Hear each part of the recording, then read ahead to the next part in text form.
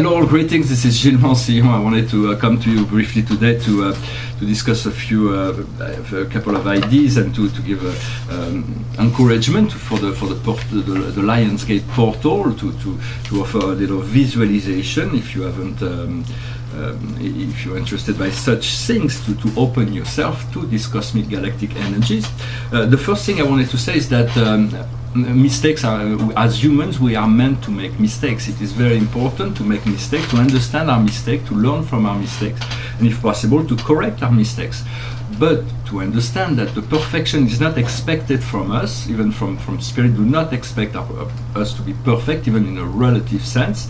However, we seek to, in order to be aligned with the flow of the universe, we need to always adjust ourselves to a more efficient way of living. And so the best thing we can do is to always seek to be sincere and to work on our benevolence and to respect ourselves and to respect others, while at the same time enjoying our life. Because if we are too involved in whatever process, whatever idea, whatever, but we pressure ourselves with all kinds of things, then we lose the enjoyment of life. And if we lose the enjoyment of life, we are not fully within our empowerment. So in life we have successes and failure, and what I came to learn and believe is that we learn more from our failure than we learn from our success. And those who say that they have never failed, that they have never tried to reach outside of their comfort zone, outside of their knowledge periphery of their knowledge. And so it is important sometimes to strive beyond that which is, although it is better to know that you're going to succeed before you act, so to act from knowing, sometimes we do not, mostly in spirituality, we cannot always achieve what we seek in the first try. So we continue to work with that, and we learn from our mistake, and it is from there that we grow. The idea also about making mistake is very important, because we learn from that, but we have to let go of regrets and guilt, because those things have not really any sense. We right now Mercury is retrograde, so we are forced to look backwards, to look into our past. We have to look at our past with compassion. And yet to know that from that understanding of the past, we have the ability at any given time to recreate a new future from a quantum field, from within the present now. And so it is important to work with those great energy portals. They all, in a sense, we can't really go. We can. I'm not saying we can't, but it is difficult to go into the portals, into the galactic center. As human beings, we are still we have to really advance to go through. I've never been able to go through those Lionsgate portals or the galactic portals. I've always seen it as a great sphere of white, divine, sacred light. And most of the time there was a lion, not a human lion, but an animal lion that was passing through the portals. The first time I saw that vision, I was like, whoa. And then the second time I was comfortable. I went to visit the lions, and we were like very friendly. Although he guards the portal, so for those who are not ready, will not be able to pass. But in essence, those portals are more ways for the higher planes to bring in energy into the electromagnetic field of the Earth. And so there is a great deal of portals throughout we just passed the Galactic New Year's. Then there is this eclipse, in the full moon in Aquarius. There's going to be a lunar eclipse. Then there is a Lionsgate portal. There's going to be another solar eclipse on the 21st of August, and then there's going to be waves of light that are going to be coming into the Earth in September. And so those are opportunities to allow ourselves to get rid of those things, because we are all carrying things that are very heavy and difficult to get rid of, and it's been in our life for many years. And so in a sense, those eclipses are new opportunities to release more and more and more, until because eventually those things are going to be so painful to keep around, we're going to eventually let them go completely and we'll be free. So that is in essence what is happening, because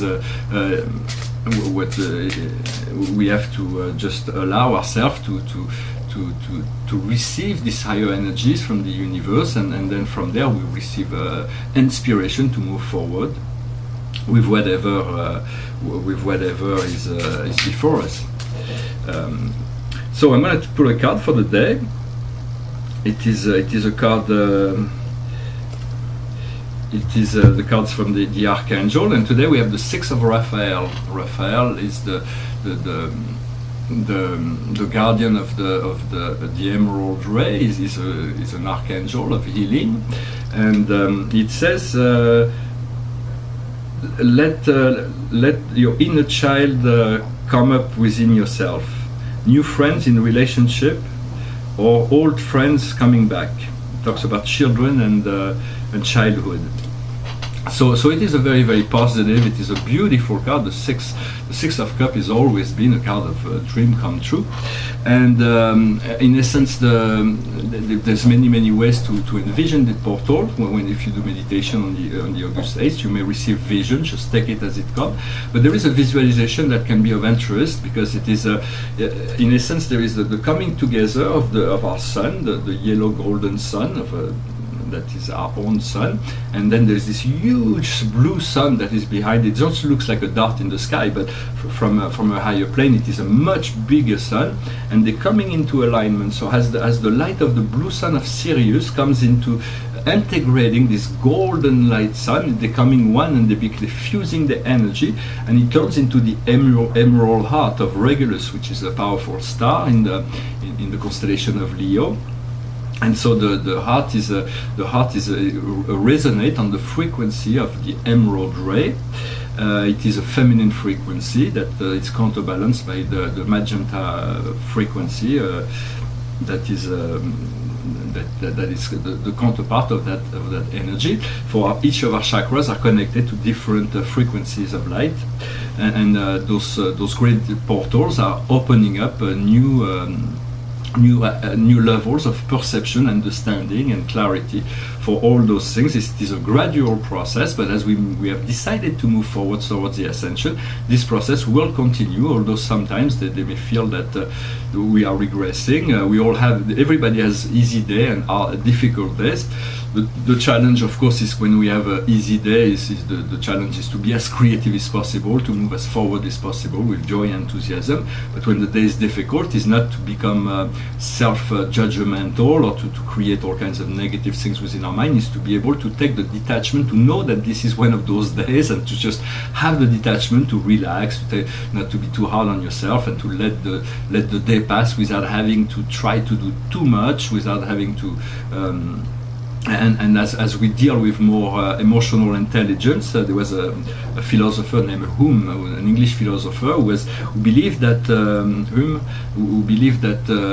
I think that's how it's pronounced. I'm sorry, I didn't mean to mispronounce his name if that's not it. But he believed that emotional intelligence is the highest of all intelligence, and in many sense he put his finger on something very important, because once we attune to our emotional intelligence, the heart intelligence, we are able to get a better perception of things without being shaken, to be disturbed in many ways, because reasoning is fine. We have to use reason, but it is not. It is those things that will pull us out of our reason, that the emotions sometimes are, if we do not have this emotional maturity or intelligence, we have a tendency to get irritated, or to get frustrated, or to get so we learn to work with our emotion, to try to understand what's behind emotion, what emotions are teaching us, and it's from there we realign and we move into a higher level of emotion, into a frequency that is more pleasant, like joy and compassion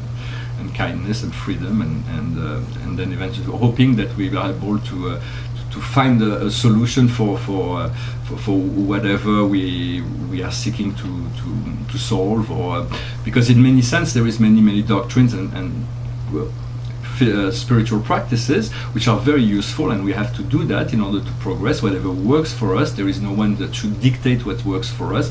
There is no right or wrong. It is only what works for us and what doesn't work for us. As long as we respect the free will of others, and we respect the right to live of others, we are fully free to express our creativity in any way we wish, as long as we do not our will does not take over the free will of others, or the right to live of others, that respect their own freedom.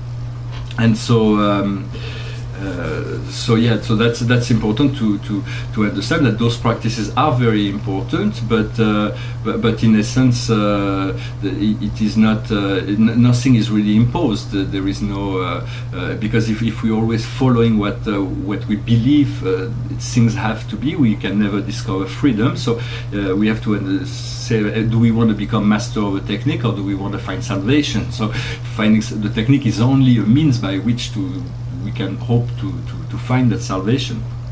And so those things will reveal to ourselves.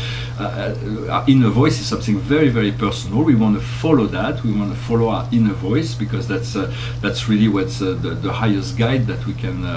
The voice of the heart is the highest guide we have, and it is our own soul reflecting back to us whatever we need to know in order to stay in alignment until the time where we can bring that energy into full alignment, and then the soul becomes the master of the whole array of physical expression. Well, I hope this message was interesting for you. I've had this gospel song in my head, so I'm going to sing it. I hope you don't mind. It's called the Battle Anthem of the Republic. It was a war song, but it has a lot of spiritual content. I found a beautiful song, a gospel song, folk song. It goes like this. Mine eyes have seen the coming of the glory of the Lord. He has trampling out the vantage where the grapes of wrath are stored. He has lost the faithful lighting of his terrible sweet sword. His truth is marching on. Glory, glory, hallelujah. Glory, glory, hallelujah. Glory, glory, hallelujah. His truth is marching on. In the beauty of the lilies, Christ was born across the sea, with a glory in his bosom that transfigures you and me. As he died to make man holy, let us live to make man free, as truth is marching on. Glory, glory, hallelujah. Glory, glory, hallelujah. Glory, glory, hallelujah. His truth is marching on. Well, thank you very much. I wish you a wonderful day, and I'll talk to you later. Namaste.